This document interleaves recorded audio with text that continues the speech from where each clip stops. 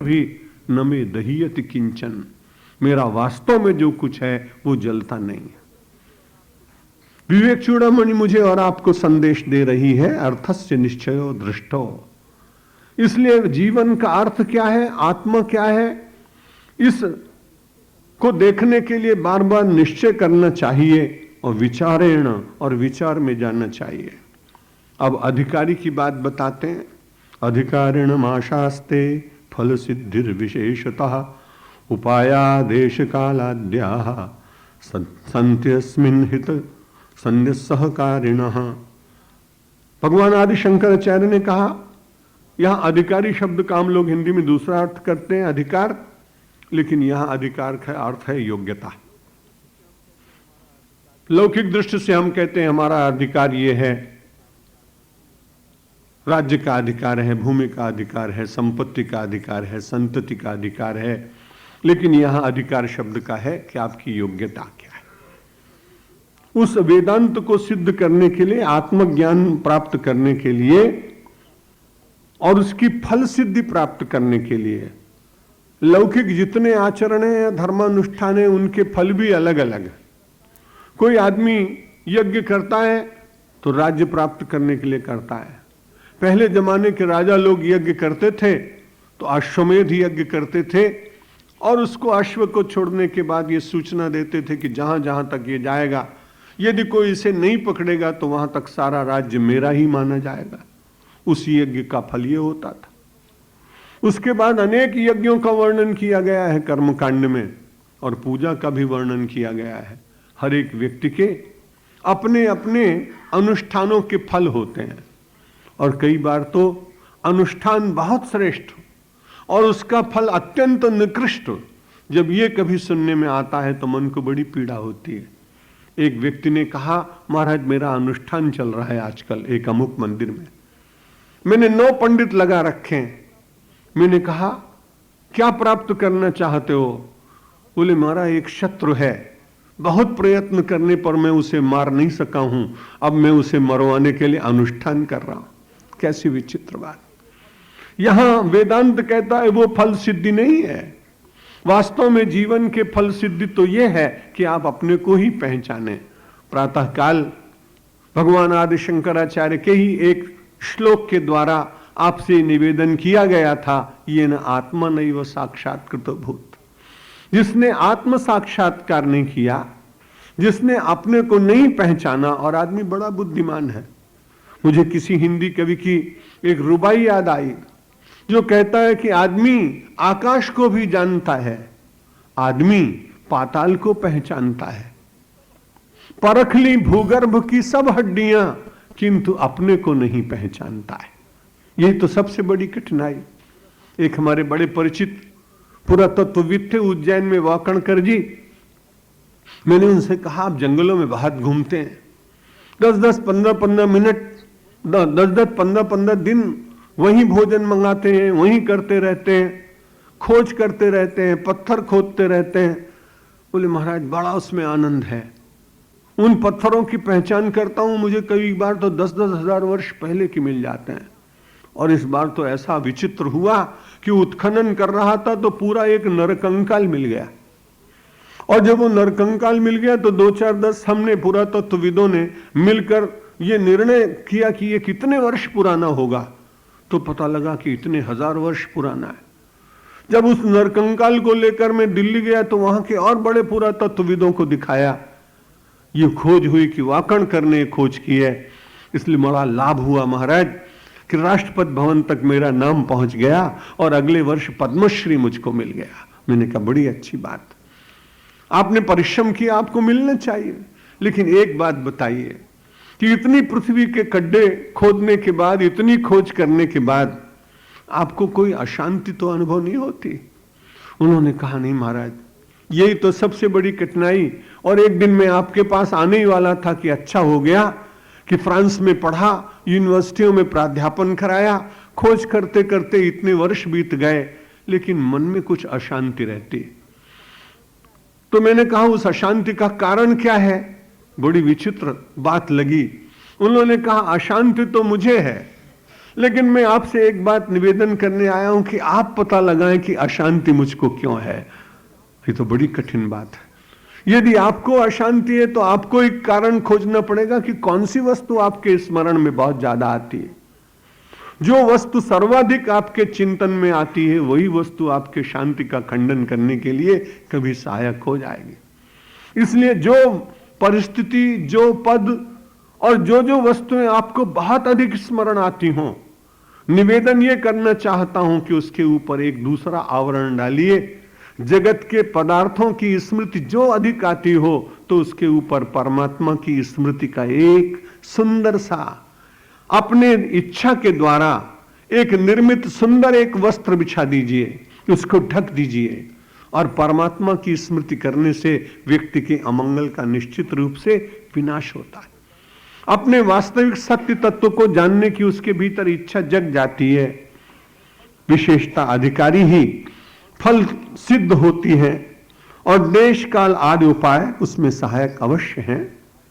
क्योंकि कई बार ऐसा होता है कि हम विचार करने के लिए बैठते हैं और हमारा मन शांत नहीं होता, इसलिए ये भी सहायक है कि देश काल ये भी शुद्ध हो। लेकिन उसका फल वही होना चाहिए जो कि विवेक चूड़ामणि एक ही विषय के ऊपर बहुत बार बार जोर दे रही है।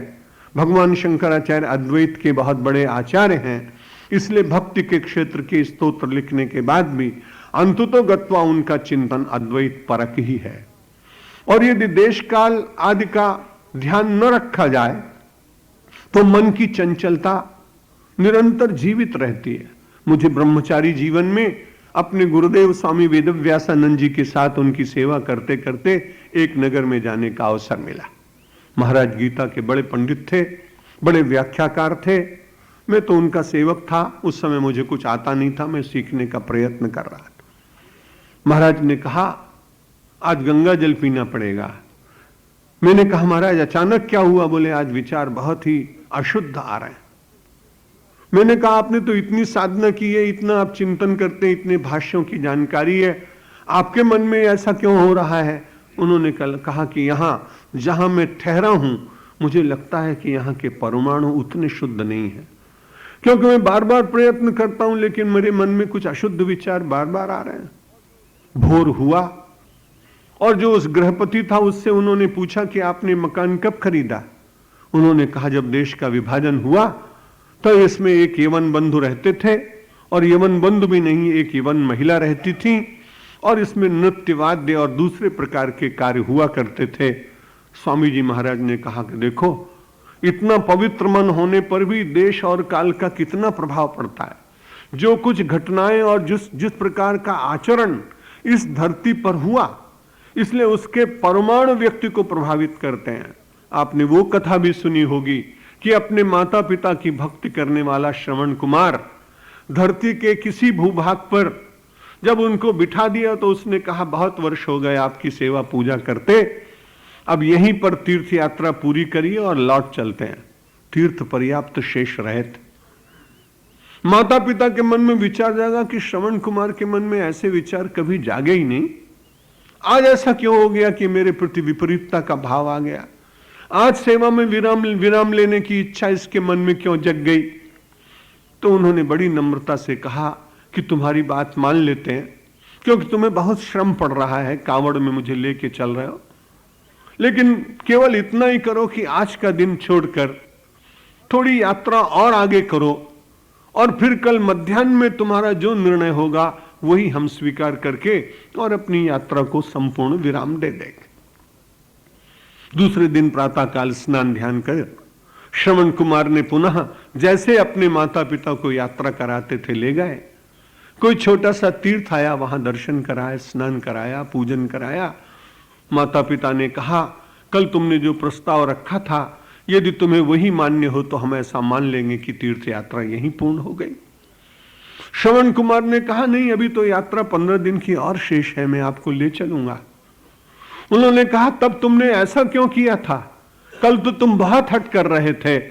उन्होंने कहा जब यात्रा पूर्ण हो जाएगी तो उस स्थान पर जाने का मैं प्रयत्न करूंगा।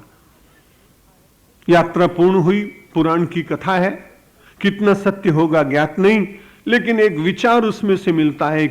एक उसमें से संदेश मिलता है, यात्रा पूर्ण हुई और श्रवण कुमार उस स्थान पर गए जहां उनको अपने माता के पिता के प्रति थोड़ा सा असद्भाव जागृत हुआ।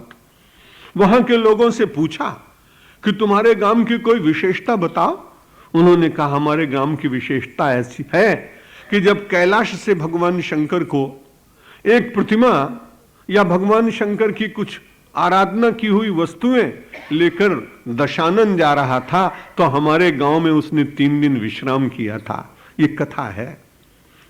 दशानन के 3 दिवस निवास करने के कारण, एक आसुरी वृत्ति के व्यक्ति के निवास करने के कारण इतने काल तक परमाणु अशुद्ध रहते होंगे, ये कह पाना बहुत कठिन है। लेकिन ये किंवदंती इस बात को सिद्ध करती है कि देश काल का प्रभाव व्यक्ति के ऊपर निश्चित रूप से पड़ता है, इसलिए वे सहायक हैं। अपने विचार, अध्यात्म के विचार को जागृत रखने के लिए व्यक्ति को यही एक प्रयत्न करना है।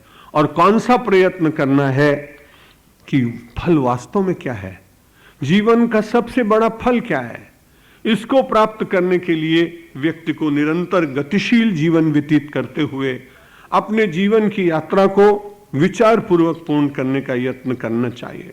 अतो विचारः कर्तव्यो जिज्ञासो आत्म वस्तुनः समासाद्य दया सिंधुम गुरुम ब्रह्म विदुत्तमम। अपने उस अधिकार को प्राप्त करने के लिए अपनी योग्यताओं को प्रकट करते हुए फिर किसी जगह जाना पड़ता है। और कहां जाना पड़ता है? दया सागर गुरु के पास। दया सिंधुम गुरुम ब्रह्म विदुत्तमम। जिसने ब्रह्म को जानने का प्रयत्न किया हो, ऐसे किसी सदगुरु के पास जाकर और अपनी जिज्ञासा को उसके सामने प्रकट करना होता है। जानने की जिसकी इच्छा हो उसको जिज्ञासु कहा जाता है। यहां भगवान आदि शंकराचार्य कहते हैं, इसलिए किसी ब्रह्मवेत्ता सदगुरु के पास जाकर, और सदगुरु का एक विशेषण बताया, दया सिंधुम। उसके भीतर करुणा हो, जो उसने प्राप्त किया है वो देने की मन में इच्छा हो। कई बार ऐसे महापुरुष होते हैं जो अपने आप में मस्त होते हैं, न उनके सामने कोई समाज होता है, न कोई सामने कोई व्यक्ति होता है, न कोई देश होता है।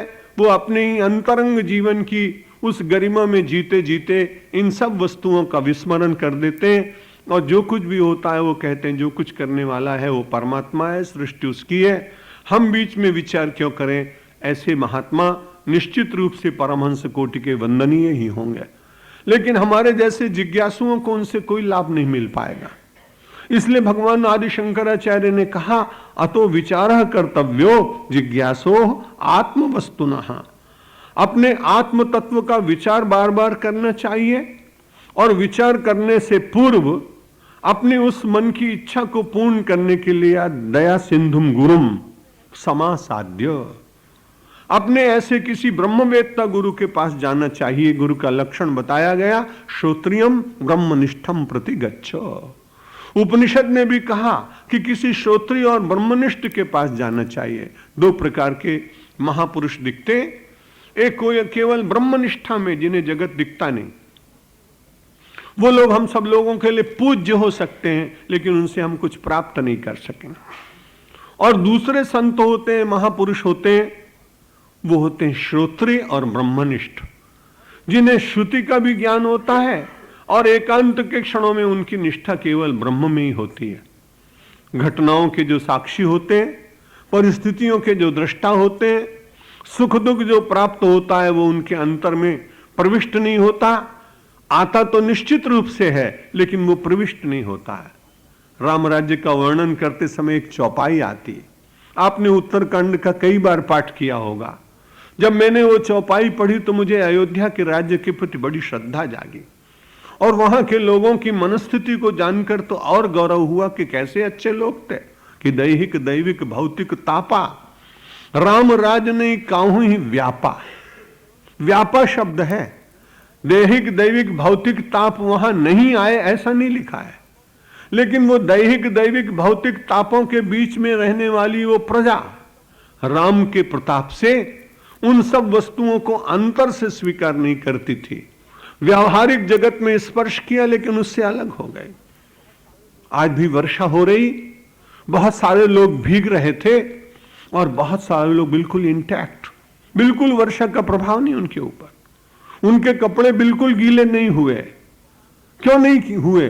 कि उन्होंने तुरंत बहुत अच्छी किसी कंपनी से बना हुआ छाता लेकर अपने ऊपर तान रखा था, और तान रखा था और वर्षा खूब हो रही थी, लेकिन कपड़े नहीं भीगे, बाकी लोगों के भीगे। यह दृश्य देखकर मुझे ऐसा लगा कि संसार में अनुकूलता और प्रतिकूलता की वर्षा तो होगी होगी, लेकिन जिसने वेदांत का छाता लगा लिया उसका अंतर उसमें भीगेगा नहीं और वो प्रसन्नता से अपनी जीवन यात्रा को पूर्ण कर सकेगा। इसलिए कहा गया अतो विचारः कर्तव्यो जिज्ञासो आत्मवस्तुनः। जिज्ञासु को बारंबार आत्म वस्तु का, क्योंकि वही वास्तविक वस्तु है जिसका क्षरण नहीं होता, जिसका विनाश नहीं होता, उसका विचार करना चाहिए। समासाध्य शब्द का प्रयोग किया है। जाएं और उनकी निकटता प्राप्त करने का यत्न करें। समासाध्य दया सिंधुम गुरुम ब्रह्म विदुत्तमम। हम सब लोग कई बार गुरु की महिमा उस श्लोक में पढ़ते हैं, ब्रह्मानंदम परम सुखदम केवलम ज्ञान मूर्तिम द्वंद्वातीतम गगन सदृशम तत्वमस्यादि लक्ष्यम एकम नित्यम विमलम अचलम सर्वधि साक्षिभूतम भावातीतम त्रिगुण रहितम सद्गुरुम तम नमामि। ये मानो सारे दया सिंधु गुरु के भीतर के लक्षण उस श्लोक में लिख दिए है दूसरे स्थान पर, कि वो कैसा होता है। ब्रह्मानंदम, जगत में रहते हुए आनंद का स्रोत उसका कहां है? वो ब्रह्म में ही आनंद की प्रतीति करेगा, ब्रह्म में ही आनंद का उपभोग करने का यत्न करेगा, क्योंकि रसो वही सा, वही सबसे बड़ा रस है।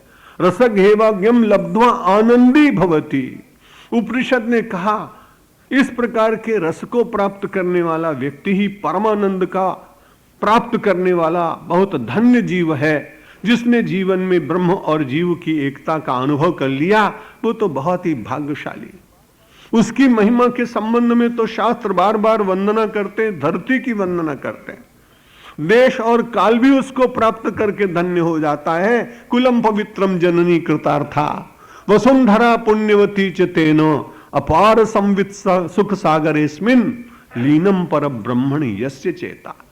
जिसका उस परब्रह्म आत्मस्वरूप परमात्मा में मन लग जाता है, उसकी महिमा वर्णन करते हुए शास्त्रकार कहते हैं कुलम पवित्रम, वो कुल धन्य हो जाता है। वो व्यक्ति स्वरूपवान न हो तो भी चिंता की बात नहीं, श्रेष्ठ जाति में उत्पन्न हुआ हो तो भी चिंता की बात नहीं। अष्टावक्र जैसे महापुरुष हम सब लोगों के प्रणम्य हो जाते हैं। कई ऐसे महापुरुष हुए जिनकी जाति के संबंध में जानकारी ही नहीं, लेकिन ब्रह्मवेत्ता होने के कारण वे परम पूज्य हो जाते हैं। उनकी सुवास ऐसी फूल फैल जाती है क्योंकि उनके पास आनंद का फल होता है और उसका रस होता है, वैराग्य के पुष्प होते हैं। जैसा मैंने अभी निवेदन किया था कि दूसरे देश का व्यक्ति विचारक पॉल ब्रंटन यहाँ आने के बाद रमण महर्षि को अपने गुरु के रूप में स्वीकार करता है और उनके संबंध में बहुत कुछ लिखते हैं। वो दूसरी घटना इसी बंगाल से गए हुए क्रांतिकारी महापुरुष की है। जब उनको एक्साइल मिल गया, एक्साइलमेंट हो गया, देश निकाला दे दिया गया, फ्रेंच रूल था इसलिए वो पांडिचेरी चले गए। वहां भी विदेश की एक माता जी आकर के उनके सारे कार्य का संचालन करती। उनके तिरोधान होने के बाद भी मां कितने वर्ष तक अपनी आध्यात्मिक ऊर्जा के कारण लोक पूज्य रही और समाज का संचालन भी किया। वेदांत वेत्ता व्यक्ति जगत के लिए अव्यावहारिक नहीं होता है। वो जितना व्यवस्थित काम कर सकता है संभवतः संसारी लोग उतना न कर पाए। इसका प्रत्यक्ष प्रमाण माथी और उसके प्रत्यक्ष प्रमाण स्वयं आदि शंकराचार्य थे, जिन्होंने आत्मा का दर्शन करने के बाद कर्म की सीमा पर 32 वर्ष की आयु, कितनी छोटी आयु होती है, उसमें ग्रंथों का लेखन करना, स्तोत्रों की रचना करना, तीर्थ यात्रा करना, विरोधियों के साथ शास्त्रार्थ करते हुए द्वेष रहित होकर शास्त्रार्थ करके उनको पराजित करना, इतने बड़े देश का काम 32 वर्ष की छोटी सी आयु, संसार के मिथ्यात्व का बोध कराते हुए और संसार का श्रृंगार करने का कार्य यदि किसी महापुरुष ने किया तो इतिहास निश्चित रूप से भगवान शंकराचार्य का आभारी रहेगा। उन्होंने कहा इसलिए जिज्ञासु को करना चाहिए क्या? आत्म वस्तु की शोध करने के लिए विचार करना चाहिए, और विचार करने के लिए किसी श्रेष्ठ सद्गुरु की खोज करके उसके पास समाज साध्य, उसकी सन्निधि, उसका नैकट्य, उसकी कृपा, उसके जीवन से प्राप्त होने वाले आदर्शों का चिंतन करने की सामर्थ्य उसके भीतर जगनी चाहिए। और वो कैसा होता है? दया सिंधु तो होता है ब्रह्मानंदम परम सुखदम। दुनिया के जितने टीचर हैं वो सुखदम हो सकते हैं, लेकिन जो सदगुरु है वो परम सुखदम। वो ऐसा सुख प्रदान करता है जिसका कोई खंडन नहीं कर सकता है, जिसका कोई अपहरण नहीं कर सकता। इसलिए ब्रह्मानंदम परम सुखदम केवलम ज्ञान मूर्तिम। उसकी जो मूर्ति हम लोग बनाते हैं ना, फोटो बनाना चाहिए, अच्छी बात है, साधन है, इसलिए उससे प्रेरणा मिलती है। लेकिन वेदांती तो कहता है वो तो केवलम ज्ञान मूर्तिम। जो ज्ञान की मूर्ति है उसकी छवि कैसी, उसकी फोटो कैसी? लेकिन वो फोटो जो आप अपनी पूजा में अपने अपने सदगुरु की रखते होंगे अशास्त्रीय नहीं है। यदि उससे आपको आध्यात्मिक प्रेरणा मिलती है तो उसका रखना कुछ बुरा नहीं, लेकिन यदि केवल आपने उसको फ्रेम में बिठाकर उसे शरीर रूप से ही देखने का प्रयत्न किया तो शरीर के चले जाने पर आधार टूट जाएगा, और आधार के टूटने पर आप निरालंब हो जाएंगे, और निरालंब व्यक्ति भटक जाता है। इसलिए हमारे शास्त्रों ने कहा जो दया सिंधु गुरु है उसका स्वरूप कुछ भिन्न है। ब्रह्मानंदम परम सुखदम केवलम ज्ञान मूर्तिम और द्वंद्वातीतम। द्वंद्व तो संसार में किसके ऊपर नहीं आएंगे? शीत उष्ण आएगा, मान अपमान आएगा, जय पराजय आएगी, यश अपयश आएगा। इन द्वंद्वों के बीच में रहता हुआ अतीतम, उनसे अपने को परे मानता है। घट गए उसके बाद विस्मृति। उनके प्रभाव से अप्रभावित भगवान शंकर की जो आरती होती है, मालूम नहीं कब से श्लोक चला उनकी आरती का, कर्पूर गौरम करुणावतारम, क्योंकि तो उनकी वंदना का श्लोक है। लेकिन अब आरती होती है सब जगह, हम भी कर देते हैं सबके साथ स्वर में स्वर मिलाकर। लेकिन मुझे ऐसा लगा कि क्यों ऐसा होता है? जब भगवान शंकर की कपूर से आरती करते हैं तो मुझे तो बड़ी प्रेरणा मिली कि इसलिए आरती की जाती है कपूर से कि कपूर क्षण मात्र में उड़ जाता है। वैसे ही आपके सामने परिस्थितियां आए और आरती करते करते आपकी आरती, आपका अंतर नाद और अंतर दुख ऐसा उड़ जाए जैसे कपूर उड़ जाता है आरती में, तभी समझिए कि आरती करना निश्चित रूप से सार्थक होती है। द्वंद्वातीतम, और वो जो दया सिंधुम गुरुम समासाध्य, विवेक चूड़ामणि कह रही है कि ऐसा दया सिंधु गुरु, उसके पास जाने के बाद हम आत्म तत्व का उपदेश जानने का प्राप्त करें, आत्मवस्तु को विचार करने का यत्न करें, तो द्वंद्वातीतम गगन सदृशम। अगर वो व्याप्त अपने को मानता है आश्रम तक, मंदिर तक, बड़ा वंदनीय हो सकता है, लेकिन ठीक गुरु ने, क्योंकि उसको केवल अपनी चीजें दिखाई पड़ रही, अपनी संस्था दिखाई पड़ रही, अपने इंस्टीट्यूशन दिखाई पड़ रहे। निषेध करते हैं कि नहीं, गगन सदृशम, जैसे आकाश सर्वत्र व्याप्त है वैसे ही जहां भी कुछ श्रेष्ठ है वो सब मेरा ही तो है। यदि मैं नहीं कर रहा हूं तो कोई दूसरा अच्छा कर रहा है तो वो मेरा ही तो है। इसलिए विस्तार चिंतन का होता है जिसका, वही सद्गुरु हो सकता है। द्वंद्वातीतम गगन सदृशम तत्वमस्यादि लक्ष्यम। और जीवन का लक्ष्य क्या है? वही चार वाक्य, हम ब्रह्मास्मि सर्वम खलविदम ब्रह्म तत्वमसि अयम आत्मा ब्रह्म। इन्हीं चार शब्दों को तत्वमसि आदि शब्द कहा है। आदि माने समूह। वही जीवन का लक्ष्य होता है। द्वंद्वातीतम गगन सदृशम तत्वमसि आदि लक्ष्यम। इस वर्ष बड़ी विचित्र बात हुई, गांव के बहुत सारे लोग आ गए गुरु पूर्णिमा पर। तो एक बेचारा गांव का आदमी, वो बार बार जब बोलता तो मैं सुन रहा था, वो दंडातीतम बोलता था। बेचारा संस्कृत तो जानता ही नहीं। मैंने उससे पूछा, भैया ये द्वंद्वातीतम है? बोला नहीं, दंडातीतम है। मैंने कहा कैसे? बोला जो अच्छा गुरु होता है वो डंडा लेके किसी से मारता नहीं, इसलिए दंडातीतम। मुझे कहा, मैंने उसका अर्थ अच्छा लगा। यानी क्रोध से पूर्ण रहित व्यक्ति, जिसके मन में उद्विग्नता ना आए और किसी को पर न माने। द्वंद्वातीतम गगन सदृशम तत्वमस्यादि लक्ष्यम एकम नित्यम, नित्य तो केवल एक ही आत्मा है, यही विचार उसका दृढ़ हो जाए। विमल मचलम, विमल हो, अचल हो अपनी निष्ठा में। एकम नित्यम विमल मचलम सर्वधि साक्षी भूतम, और सारे संसार के जीवन के बीच में रहता हुआ अपने को साक्षी मानता हो। सद्गुरुम तम नमामि, ऐसे सदगुरु की वंदना करने की बात कही गई। और थोड़े से अधिकार की बात और बताते हैं कि व्यक्ति के, जिज्ञासु के कौन कौन से लक्षण होने चाहिए। अधिकार का मतलब योग्यता। मेधावी पुरुषो विद्वान, ऊहापोह विचक्षणः, अधिकार्य आत्मविद्यायाम मुक्त लक्षण लक्षितः।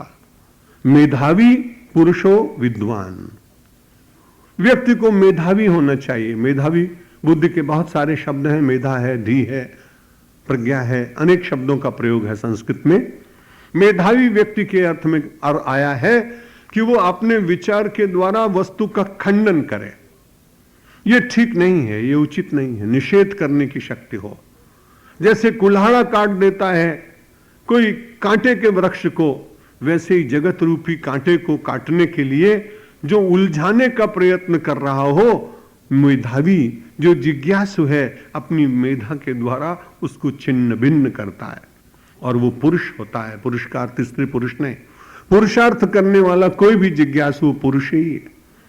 विद्वान ऊहो पा ऊहा पोह विचक्षणा, उथल पुथल भी उसके जीवन में चलती, चंचलता नहीं। उथल पुथल का मतलब विवेक के द्वारा बारंबार विचार करना चाहिए कि ये ठीक नहीं है, ये उचित नहीं है। जो असत है वो सत्य कैसे हो सकता है, जो अंधकार है वो प्रकाश कैसे हो सकता है, जो विनाशी है वो अविनाशी कैसे हो सकता है, जो क्षर है वो अक्षर कैसे हो सकता है, जो व्ययशील है वो अव्यय कैसे हो सकता है। इस प्रकार का ऊहापोह जिसके चिंतन में चलता है, और विचक्षण, और बहुत ही वो ऐसा नहीं होता उसको लोग ठग ले जाएं, न वो किसी को ठगता है और न किसी के द्वारा ठगा जाता है। नानक जी ने तो अपने शब्द में ज्ञानी की बड़ी छोटी सी पहचान बताई कि भय काहू को दे तू नहीं, भय नहीं मानत आन, कह नानक सुन रे मना, ज्ञानी ताही पिछान। गुरुद्वारा में बोलते हैं शब्द, और वो कहते हैं भय काहू को दे तो नहीं, न किसी को भय देते हैं, और भय नहीं मानत आन। अगर कोई तलवार से भी काटने आ जाए तो उससे भयभीत नहीं होता, जानता है देह को काटेगा। भय काहू को देत नहीं, भय नहीं मानत आन, कह नानक सुन रे मना।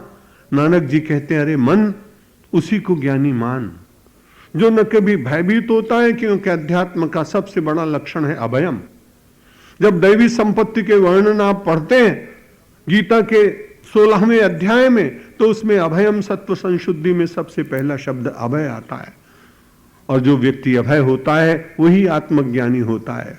आइए परमात्मा से प्रार्थना करें कि हम ठीक जिज्ञासु बने, मेधावी बन जाएं, पौरुष जग जाएं, और हमारे भीतर वास्तविक विद्वत्ता जगे, और हम विचक्षण होकर के अपने अधिकार का, अपनी योग्यताओं का एक स्थान पर एकत्रीकरण करते हुए अध्यात्म की यात्रा कर सकें। भगवान मेरी नैया उस पार लगा देना, अब तक तो निभाया है, आगे भी निभा देना। दलबल के साथ माया घेरे जो मुझे आकर, तो देखते न रहना, झट आके बचा लेना। भगवान मेरी नैया उस पार लगा देना। संभव है झंझटों में मैं तुमको भूल जाऊं, पर नाथ कहीं तुम भी मुझको न भुला देना। भगवान मेरी नैया उस पार लगा देना। तुम देव मैं पुजारी, तुम इष्ट मैं उपासक, ये बात अगर सच है सच करके दिखा देना, भगवान मेरी नैया उस पार लगा देना। अब तक तो निभाया है, आगे भी निभा देना। शंकर भगवान की, रामचंद्र भगवान की, कृष्णचंद्र भगवान की, जगदम्बे माता की, पवन सुत हनुमान की, सब संतों की, भारत माता की, धर्म की, अधर्म का, प्राणियों में, विश्व का। हर हर महादेव।